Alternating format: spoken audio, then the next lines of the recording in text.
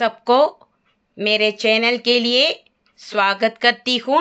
இன்னைக்கு நாம விஷாரத் பூர்வார்த்தில் நியூ சிலபஸில் பஹ்லா பத்ரில் இருக்கிற கத்திய பாட்டு பகுதியில் ஃபஸ்ட்டு ஒன்றான சத்ரஞ்ச் கே கிலாடி கஹானியோட சாராஞ்சு தான் பார்க்க போகிறோம்.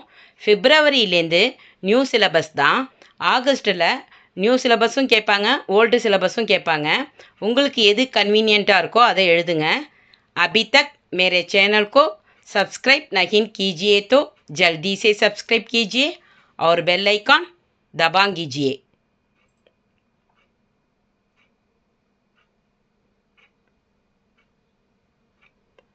சத்ரஞ்ச் கே கிலாடி அப்படின்னா செஸ் பிளேயர்ஸ் அப்படின்னு அர்த்தம். சதுரங்க வீரர்கள் அப்படின்னு அர்த்தம்.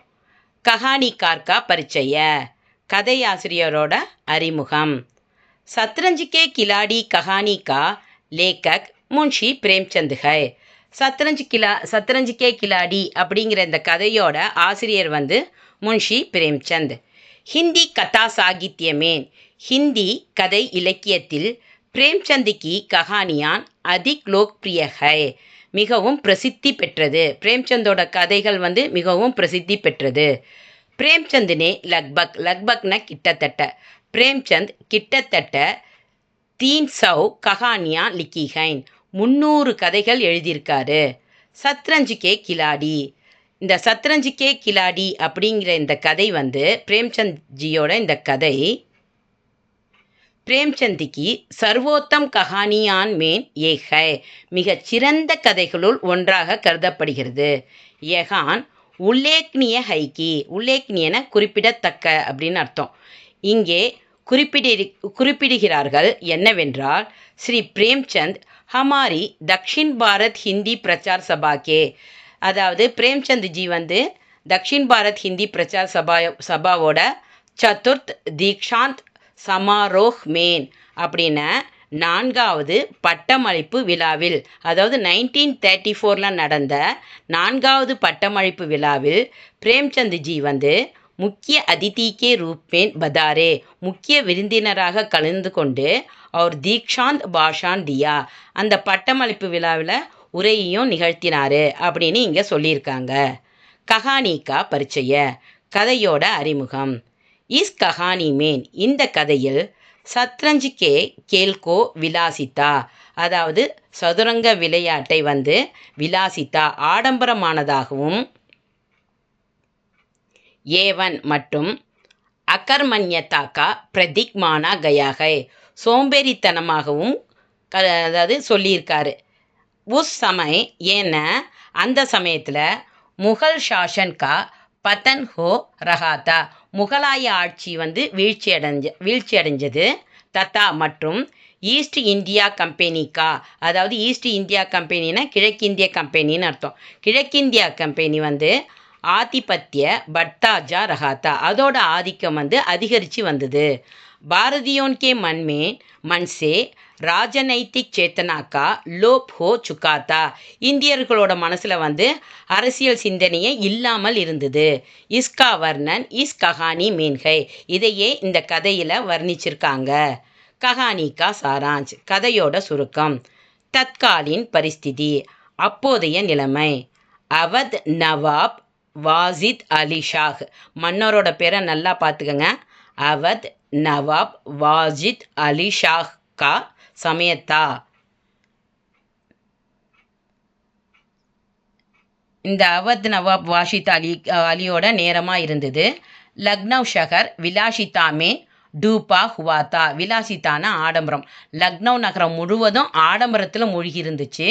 சன்சார் மேன் கியா ஹோ ரஹா ஹை இஸ்கி கிசி கோ கோயி கபர் நாத்தி, உலகத்தில் என்ன நடக்குது அப்படிங்கிற செய்தியே யாருக்குமே தெரியாமல் இருந்தது. உன் தினோன் ஏ தலிலேன் தி ஜாதி தீக்கி, அந்நாட்களில் இந்த மாதிரி விவாதம் நடந்துட்டு இருந்தது. என்ன மாதிரி விவாதம்னா, சத்ரஞ்ச் கேல்னேசே விச்சார் சக்தி கா விகாஸ் ஹோத்தா ஹை, அதாவது சதுரங்கம் விளையாடுறதுனால சிந்தனை சக்தி அதிகரிக்குது அப்படிங்கிற விவாதம் போயிட்டு இருந்துச்சு.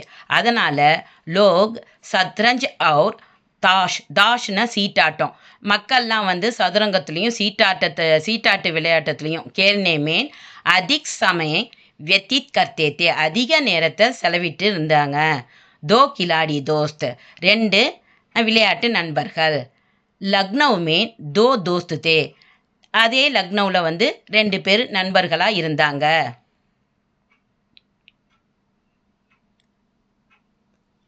லக்னௌ में 2 दोस्त थे அவங்களோட பேர் என்னென்ன?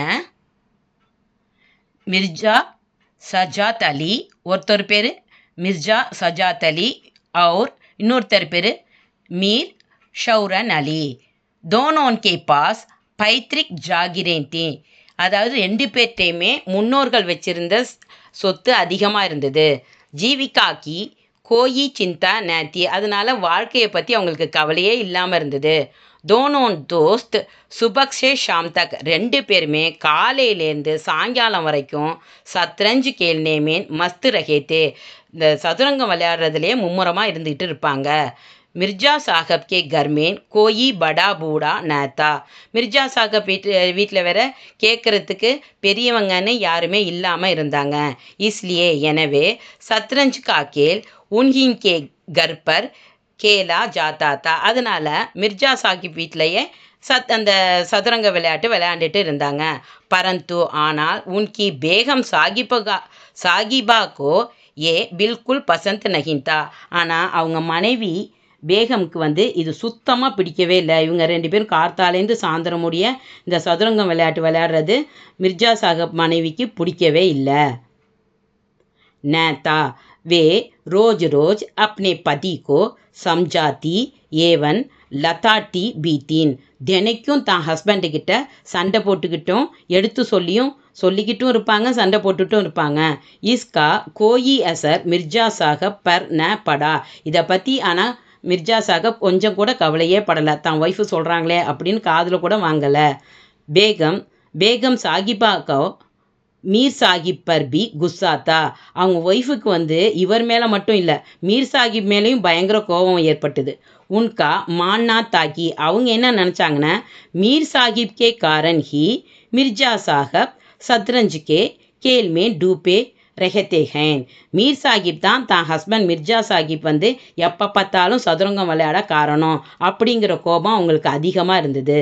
சிர் மீன் தர்த் தலைவலி एक दिन बेगम के सिर में दर्द होने लगा ஒரு நாள் வந்து மிர்ஜா சாஹிப் ஒய்ஃபுக்கு வந்து பயங்கர தலைவலியாக இருக்குது. ஹக்கீம் சே மருத்துவரிடமிருந்து தவா லானே கேலியே மருந்து வாங்கிட்டு வரத்துக்காக மிர்ஜா சாஹப்கோ அவங்க வந்து மிர்ஜா சாஹப்பை கூப்பிடுறாங்க.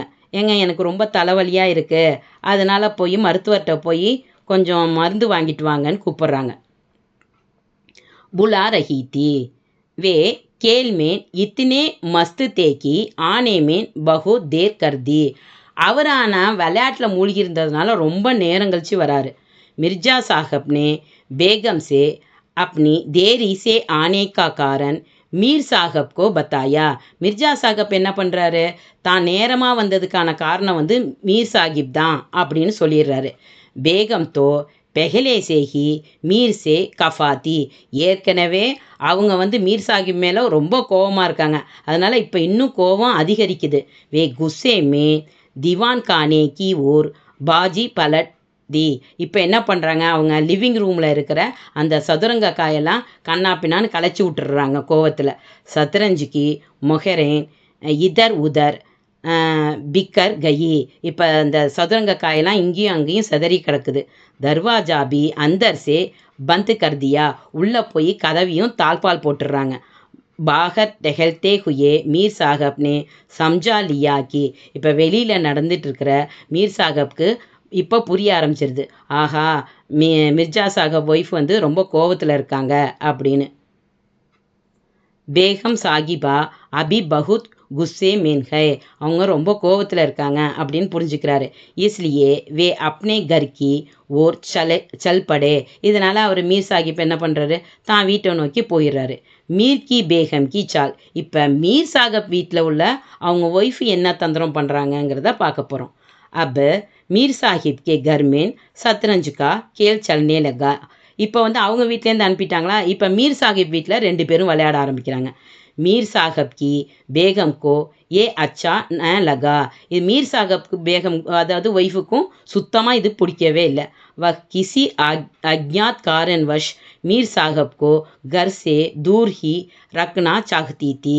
அவங்க என்ன நினைக்கிறாங்க, ஏதாவது ஒரு ரீசன் சொல்லி மீர் சாஹிப்பை இங்கேருந்து ரொம்ப தூரத்துக்கு அனுப்பிடணும் அப்படின்னு நினைக்கிறாங்க. ஏன்னா அப் உன்கி ஆசாதி மேன் பாதா ஆனே லகி. ஏன்னா இப்போ அவங்களோட சுதந்திரம் பறி போகுது.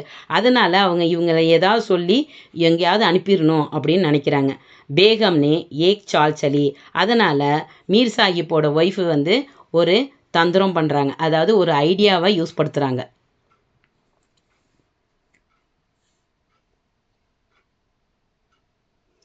बादशाह के एक ஆஃபீஸர் மீர் சாஹப் கா நாம் பூச்சித்தே ஹுயே ஆயே. அரசரவையிலேருந்து ஒரு ஆஃபீஸர் வந்து மீர் சாஹிப் பேரை சொல்லிக்கிட்டு கூப்பிட்டுட்டு வராரு. ஃபௌஜி கே ஆஃபீஸர் கா நாம் சுன்தே ஹி மீர் சாஹப் கே ஹோஷ் உட் கயே. அந்த இராணுவ ஆஃபீஸரோட பேரை கேட்டோன்னா மீர் சாஹிப் வந்து பயந்து போயிடுறாரு. அவருக்கு வந்து என்னடா இது அப்படின்னு சொல்லிட்டு அதிர்ச்சி ஆயிடுது, தன்னை தேடிட்டு வந்திருக்காங்களே அப்படின்ட்டு. நௌக்கர் சே கஹ்லவா தியா கி வே கர் பர் நஹீன் ஹை. அதனால் தன்னோட வேலைக்காரன்ட்ட சொல்லி அனுப்புகிறாரு, இங்கே நான் இல்லை அப்படின்னு சொல்லி அனுப்பிச்சிரு அப்படின்னு சொல்லி அனுப்புகிறாரு. ஆஃபீஸர் பி ஏ கஹ்கர் சலே கி கல் ஆயேங்கே. அந்த ஆஃபீஸர் இப்படி சொல்லிட்டு போகிறாரு. என்ன சொல்கிறாருன்னா, சரி நான் நாளைக்கு வரேன்னு சொல்லுங்கள் மீர் சாஹிப்கிட்ட அப்படின்னு சொல்லிட்டு போகிறாரு. வாஸ்தவமேன உண்மையில் वह ஆஃபீஸர் பேகம் சாகிபா கா பேஜா ஹுவா ஆத்மி தா. அது யாருமே கிடையாது, இந்த மீர் சாஹிப் ஒய்ஃப் வந்து ஏற்பாடு பண்ண ஒரு ஆஃபீஸர் தான் அந்த ஆஃபீஸர். வீரான் மஸ்ஜித் மீன் கேள். இப்போ வீட்லேயும் பிரச்சனையாக இருக்குது அப்படின்னு சொல்லிட்டு ஆள் அரவமற்ற ஒரு வெறிச்சோடிய மசூதியில் போய் 2 பேரும் விளையாடுறாங்க. தோனோன் சத்ரஞ்சிக்கே கிலாடி அப்போ கோமதி நதி கே தட்பர்ன கடற்கரை ஸ்தித் வீரான் மஸ்ஜித் மேன் ஜாக்கர் கேள்னே லகே. இப்போ 2 பேரும் என்ன பண்ணுறாங்க, 2 வீட்லேயும் தொந்தரவாக இருக்குன்ட்டு கோமதி நதின்னு ஒரு நதிக்கு கரையில் அமைஞ்சிருக்கிற வெறிச்சோடிய ஒரு மசூதிக்கு போய் அங்கே போய் 2 பேரும் விளையாடுறாங்க. லக்னோ ஷகர் மேன் ஹல்சல் மச்சி ஹுயிட்டி. இந்த நேரம் பார்த்து லக்னோ நகரத்தில் கலவரம் ஏற்படுது. கம்பெனிக்கு ஃபௌஜு லக்னோவுக்கு தரஃப் ஆ ரஹி தி. இப்போ கம்பெனி இராணுவ வீரர்கள்லாம் அந்த கலவரத்தை அடக்கிறதுக்காக லக்னோவை நோக்கி வராங்க. லோக் ஷஹர் ஜோட்கர் காம் கி ஓர் பாக் ரஹே தே. இப்போ மக்கள்லாம் இராணுவம் வருதுன்னு தெரிஞ்சோடனே தன்னோட நகரத்தை விட்டுட்டு கிராமத்தை நோக்கி ஓடி போயிடுறாங்க. பர் இன் தோனோன் கிலாடியோன் கோ இஸ்கி கோயி சிந்தா நேத்தி. ஆனால் இதை பற்றி இந்த 2 பேரும் கவலையே படலை. நாட்டில் என்ன நடக்குது ஏது நடக்குதுன்னே தெரியாமல் 2 பேரும் தன்னோட சதுரங்க விளையாட்டிலேயே குறியாக இருக்காங்களே தவிர இதை பற்றி கவலையே படலை.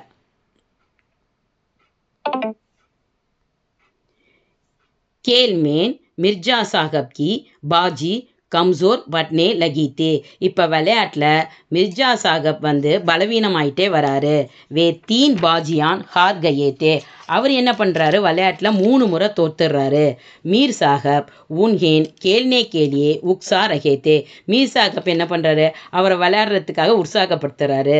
சுபக் 10 பஜே கம்பெனிக்கு ஃபௌஜ் வாஜித் அலி ஷாஹ் கோ பெஹட்கர் கிசி அக்யாத் ஸ்தான் பர் லே ஜா ரஹி தி.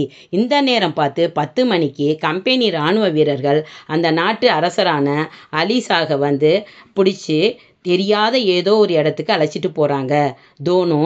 தோனோன் ஜாகிர்தார் கிலாடி अपने नवाब को बंदी के रूप में जाते देख कर भी चुप रहे.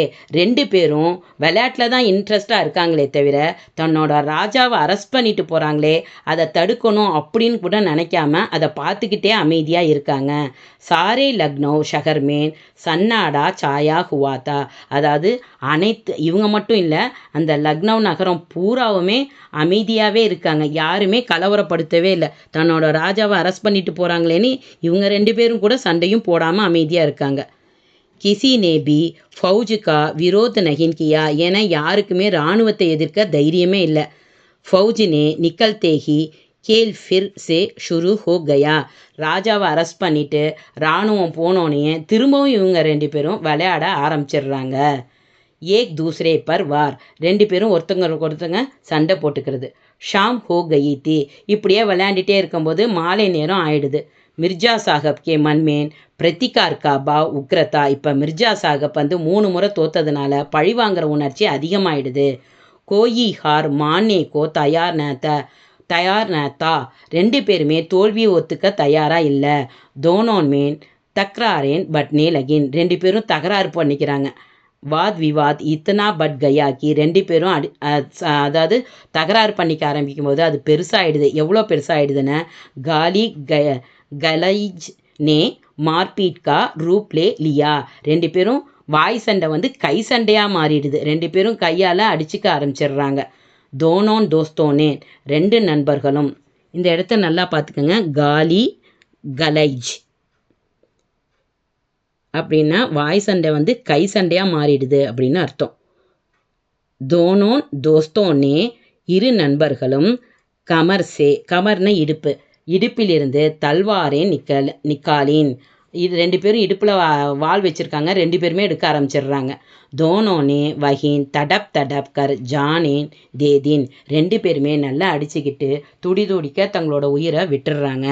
अपने बादशाह के लिए जिनकी आंखों से एक बूंद आंसू न निकला. தனது ராஜாவுக்காக 2 பேரும் ஒரு சொட்டு தண்ணி கூட விடலை. உன்ஹின் தோனோன் பிராணியோனே.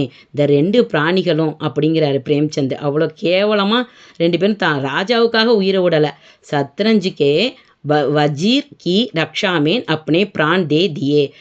தன்னோட சதுரங்க விளையாட்டு ராஜாவை காப்பாற்றுறதுக்காக தான் உயிரை விட்டுருக்காங்க அப்படின்னு சொல்கிறாரு. விசேஷத்தா ஸ்பெஷாலிட்டி தற்காலின் சமாஜ்மேன் வியாப்த். அந்த காலத்தில் நிலவிய விலாசித்தா ஆடம்பரம், காயர்த்தா கோழைத்தனம், இதை இங்கே அழகாக எக்ஸ்பிளைன் பண்ணியிருக்காரு பிரேம்சந்த்ஜி. விலாசித்தான ஆடம்பரம், காயர்த்தான கோழைத்தனம். ராஜநைத்திக் அவஸ்தாக்கே பத்தன், அதாவது அரசியல் சீர்கேடு, இது எல்லாத்தையும் சஜீவ் சித்ரன் இஸ் கஹானி மேன் கியா கயா ஹை. தெளிவாக இந்த கதையில் விளக்கியுள்ளார். இஸ்கே மாத்தியம் சே பிரேம்சந்த் எக் பதானா சாகத்தே ஹங்கி. இதன் மூலம் பிரேம்சந்த் நமக்கு சொல்கிறது என்னென்ன, சேத்னா அதாவது நஹின் சேத்னா ததா தேசபக்தி கா அபாவ் தேஷ் और व्यक्ति दोनों के लिए घातक है. என்னென்ன விழிப்புணர்வு மற்றும் தேசபக்தி இல்லாமல் இருப்பது தனி நபரையும் சரி நாட்டையும் சரி ஆபத்திற்கு உள்ளாக்கும். அதனால் தேசபக்தி உணர்வும் அதாவது அரசியல் விழிப்புணர்வும் வேணும் அப்படின்னு சொல்கிறாரு. இவ்வளோதான் சத்ரஞ்சு கே கிலாடியோட சாராஞ்சி. எக்ஸாமுக்கு வர சான்ஸ் இருக்குது. இது ரொம்ப ஈஸியாக தான் இருக்கும். நல்லா படிச்சுக்கங்க. இது உங்களுக்கு நல்லா புரிஞ்சிருக்கும்னு நினைக்கிறேன். பிடிச்சிருந்தா லைக் பண்ணுங்கள், ஷேர் பண்ணுங்கள், सब्सक्राइब பண்ணுங்க. आपको बहुत बहुत धन्यवाद. All the best. Next Ganga சிங்கோட சாராஞ்சை அப்லோட் பண்ணுறேன்.